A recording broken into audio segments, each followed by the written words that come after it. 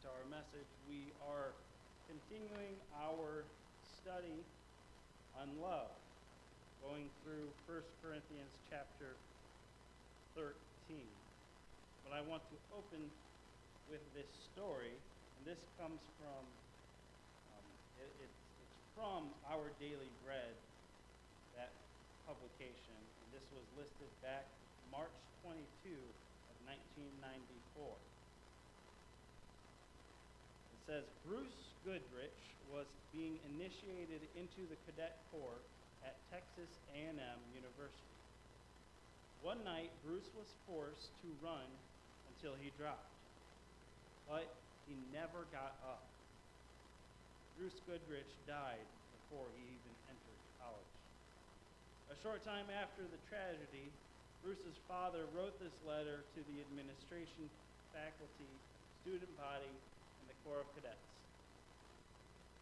I would like to take this opportunity to express the appreciation of my family for the great outpouring of concern and sympathy from Texas A&M University and the college community over the loss of our son, Bruce. We were deeply touched by the tribute paid to him in the battalion. We were particularly pleased to note that his Christian witness did not go unnoticed during his brief time on campus. Mr. Goodrich went on, I hope it will be some comfort to know that we harbor no ill will in the matter. We know our God makes no mistakes. Bruce had an appointment with his Lord and is now secure in his celestial home. When the question is asked, why did this happen? Perhaps one answer will be so that many will consider where they will spend eternity. I share and open that story because it puts us right up front with our emotions. It puts us right up front trying to imagine what that family could have been feeling. Anger, regret, pain. We're going to get into this anger here this morning. This morning's message is titled, Love is Slow to Anger, but we will see more commonly the phrase that we get from 1 Corinthians is not easily provoked. Follow along, if you will, in 1 Corinthians chapter 13, verse 1 through 5. And it says, If I speak in the tongues of men and of angels, but have not love, I am only a resounding gong or a clanging cymbal. If I have the gift of prophecy and can fathom all mysteries and all knowledge, and if I have a faith that can move mountains, but have not love, I am nothing. If I give all I possess to the poor and surrender my body to the flames, but have not love, I gain nothing. Love is patient. Love is kind. It does not envy. It does not boast. It is not proud. It is not rude. It is not self-seeking. And it is not easily angered. It keeps no record of wrongs. It is not easily angered. That reminder, that word for us, anger. I think this message here today will be hard for us men to do.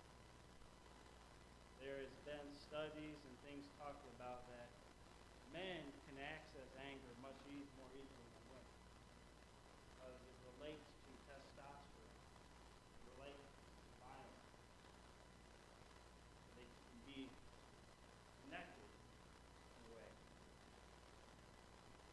Now, see, it's not saying that love isn't anger, right? We understand that. We still need anger. Anger is a God-given emotion. God can feel anger, even. But it's a reminder here that it's not easily angered. It's not easily provoked. The Greek word we get here is parazenetai, or zenitai, I believe. And what that means is it's essentially a word to mean a sharp edge, right? It's someone who does not become sharp. And again, it's someone who is not inflamed. Their emotions aren't easily stoked. Someone who is level-headed. Someone who cannot be incited to their passions easily. Someone whose feelings cannot be provoked or stirred up. We have heard the sayings, Jesus will talk about in Matthew 5 about being slow to anger. But it's true. Someone who is living out love is someone who is in control of their emotions. They're able to remain calm. Again, it doesn't mean that we have to be completely devoid of passion, devoid of emotion. It's like everything that's going on this weekend with the Vietnam Memorial. I can't imagine the pain, the anger, the anguish, the angst that people went through. I was born 20 years after that took place. So I can't even begin to fathom what many of you witnessed.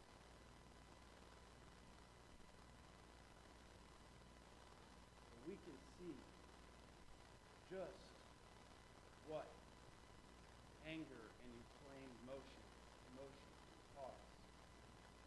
Not good manner. Love is not easily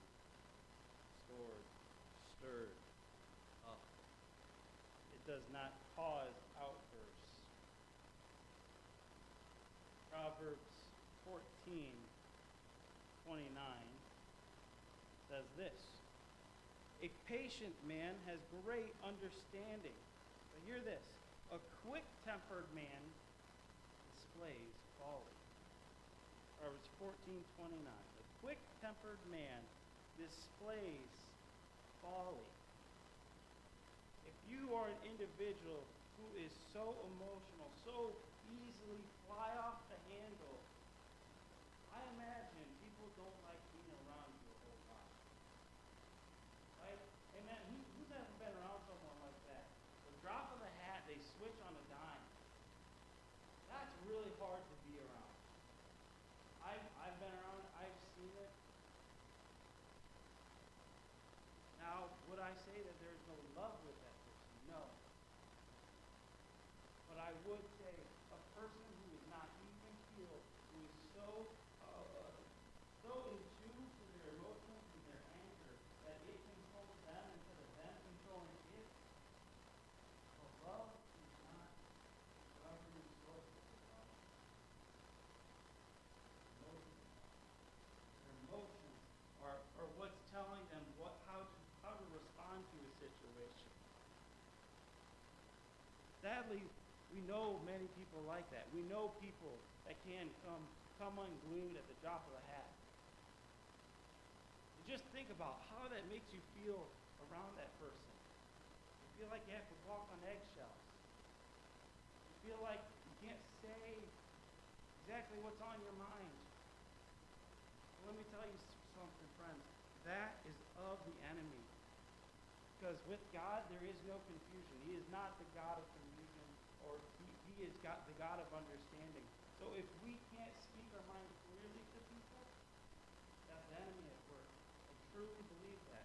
And if we have someone who is so quick to their emotions, so quick to their passions, that it causes us an obstacle to be able to express something, the enemy is at work there. I truly believe that.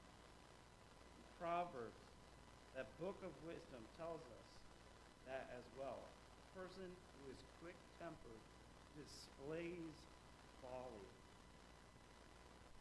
So let's look at anger. I have this line in the bulletin here. Anger is our response when the situation is outside of our control. We get angry. All of us get angry. Let's settle that. Can we all agree with it? We all have dealt with anger. We'll probably all deal with it in different ways. Men have a tendency to express it more. You know, I've heard it being said that, women are the emotional ones. I don't know about that. Well, I think we're all emotional. We just express it in different ways. Men are just as emotional. We just express it differently. Men can access anger more quickly than women. I believe that's true. Or they let it out more easily and more violently than women, sadly. And that causes all sorts of hurt in the physical and the mental, emotional, verbal ways. We're all emotional. We all were given emotion by God. And it causes us to express our lives in certain, or express our opinions on certain matters. So when we look at this line, anger is our response when the situation is outside of our control. I'm actually drawn to a newborn. I'm drawn to an infant where the only thing they can do is scream because the situation isn't what they want, right? The only thing they can do is just reach out because that's all they can do. That's all they know. They can't express words. They can't express what they're actually upset about. So it's just this gnashing, wailing. That's all it is. And honestly, I wonder if God views us the same way some days, right? If that's what our prayers turn into, it's just screaming, wailing. I don't like how everything's going right now, right? I imagine we can get to that point in our lives. Because with this year, when we aren't patient enough to let things just be the way they are, we respond in anger because it's not the way we wanted it. It's not the way we wanted it to go, how we would have liked it to end up. That's folly. I mean, there's so many elements of that. You can go down that rabbit hole of that person is only self-seeking. That person is only worried about themselves. They can be envious. They're not patient. It all comes out as anger.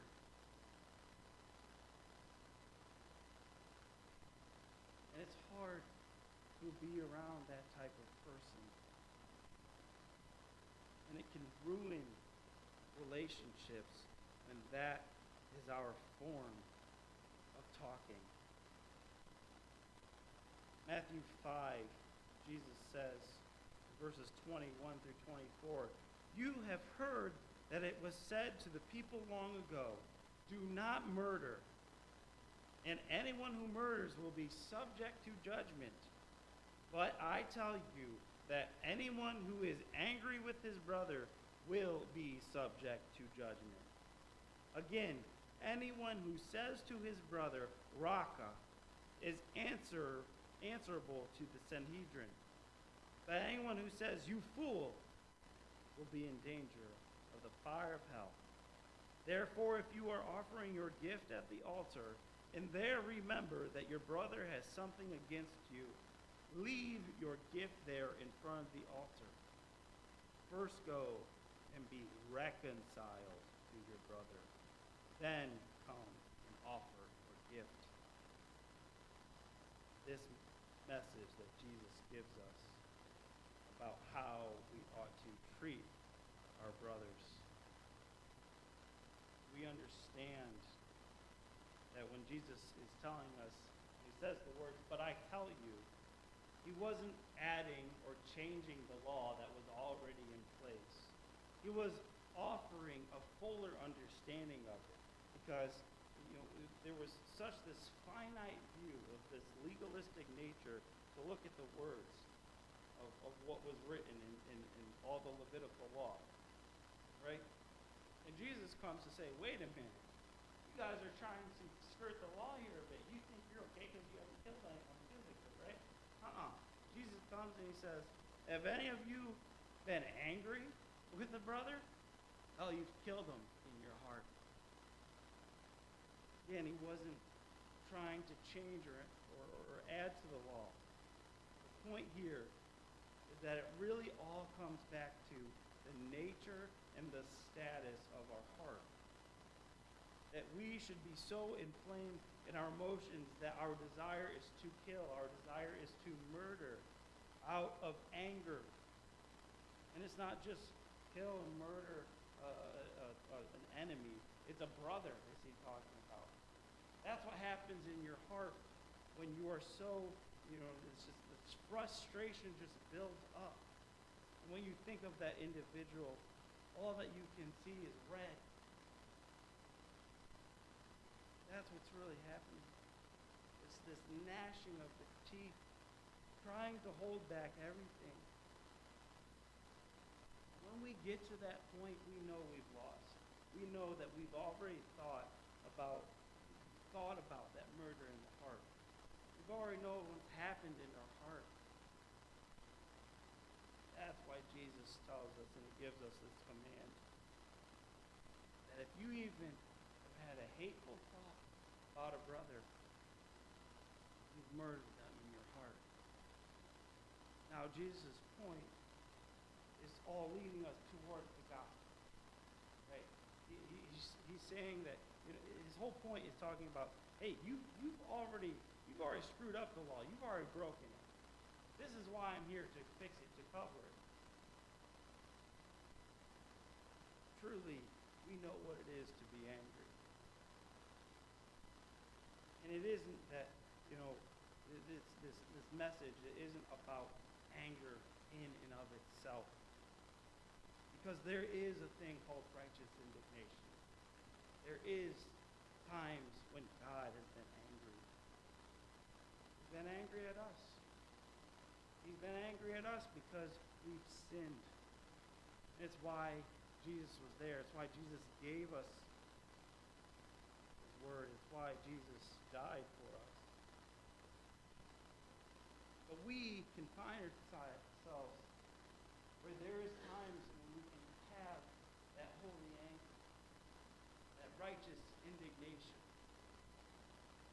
We should be angry at the witnessing and the hearing of the abuse of people. We should be angry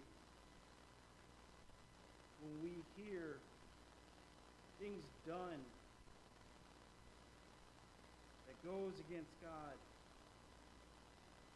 and gives people horrible treatment. But this message here today is about being easily provoked. Is anger your only or your first form of emotion? Is anger so quick that you can pull it out of your pocket and it's ready to go?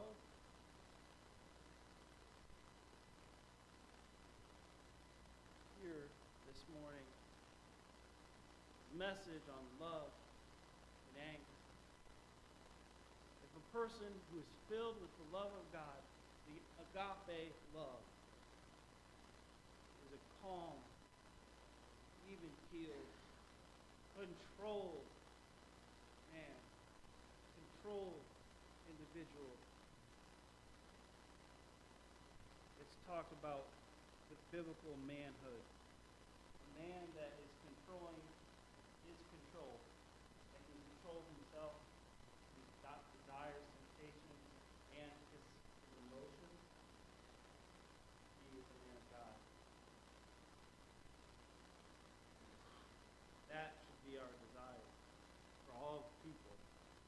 men and women. To be filled so much with God's love that even if someone does upset us, even if there are insults, there are mistakes made, there are offenses, our go-to is anger. Our go-to is love. And I don't want to share that as a cliche, but what I mean is our go-to is patience. Our go-to is finding compromise. Our go-to is finding understanding. That's what God would want. If there is a situation that we feel didn't go our way, our first motivation should be love. To be patient with the individual. To try to find a common ground first. Not to respond so quickly with anger. It's talked about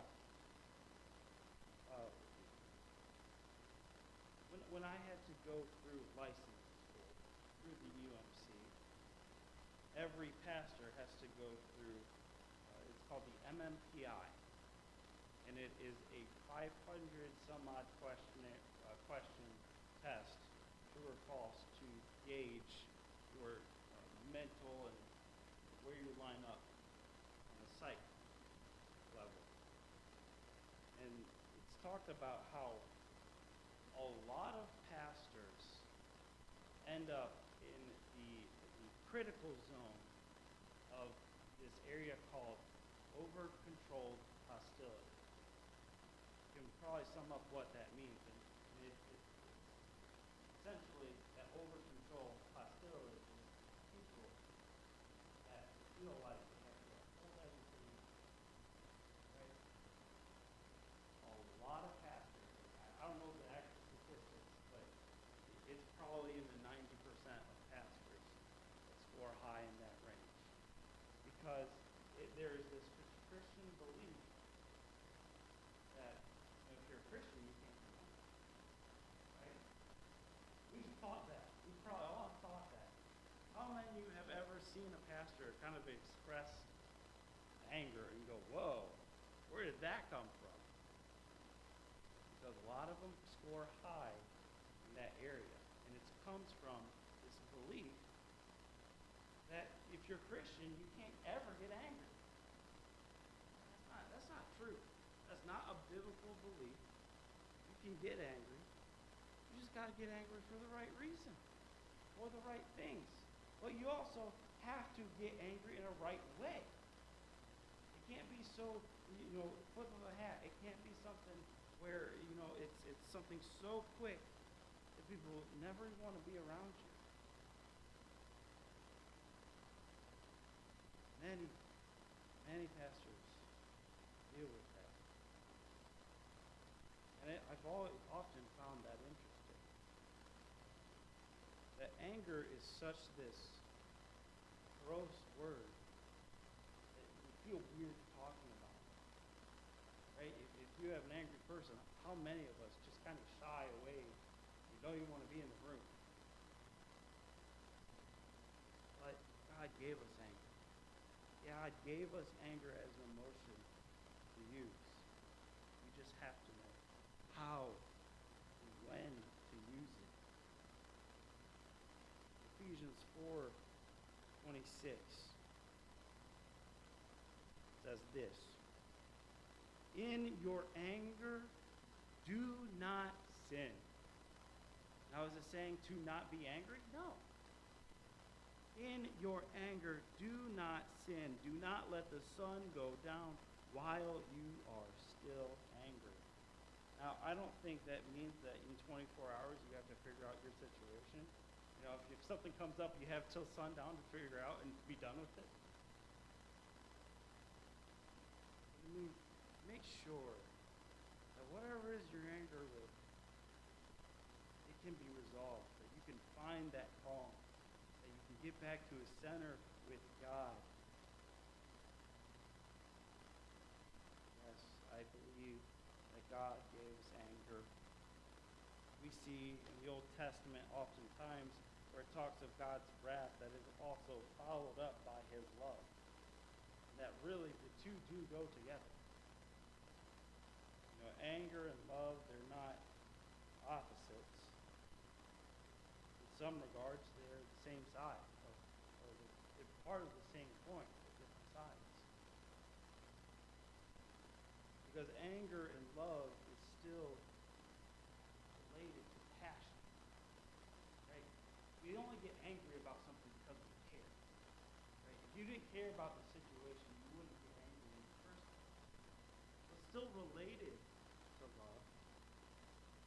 Again, the whole point here is that we aren't easily provoked, that we are level-headed, that we are calm, that we are looking to find God's common ground with all situations.